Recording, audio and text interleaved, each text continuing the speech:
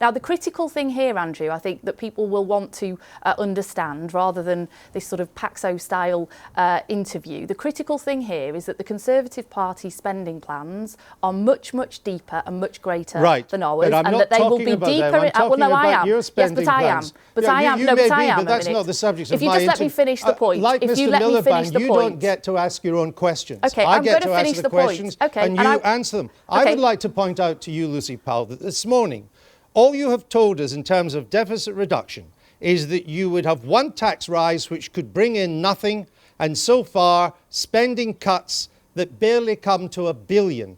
Add these two together, that is not a credible deficit reduction package. No, it isn't what I've said to you this morning, Andrew, because you aren't listening to what I'm saying. I've said to you there are 3 prongs to our strategy for deficit reduction, and I'll rehearse those again for you now if you like. That we will have fair tax rises for those with the broadest shoulders, including the reintroduction of the 50p tax rate. We will have sensible spending cuts across other departments, that those that I have set out and others that are still to come. And thirdly, and most critically, this is absolutely why the Tories have failed to reduce the deficit, we will get ordinary working families paying taxes in and not having to draw down on the welfare state, because we've seen a huge proliferation of people who are in work having to claim benefits. They are on insecure, 0 hours, low paid jobs that they How many people are on 0 hour contracts? How many people are in 0 hour contracts? Over 800,000. Well, it's 700,000 actually,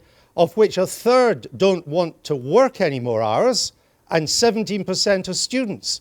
So how would getting them off 0 hour contracts result in an avalanche of new tax revenues? It's a critical issue. It's across the board. To the question? Yeah, I'm answering the question. If you just let me speak, Andrew, this is really annoying. You've had plenty of time to speak. Yeah, I'm now actually going to speak. You know, in the real world, Andrew, where I live, okay, unlike where you live and many other people in the media and the Tories. You have no idea where I live. Just answer the question. In the real world where I live, I meet constituents the entire time. I know family and friends the entire time who are on 0 hours contracts or insecure short-term contracts. There are many other contracts outside 0 hours that are insecure, low pay and are short-term, who go from job to job without any security. They are having to have their wages topped up by the state.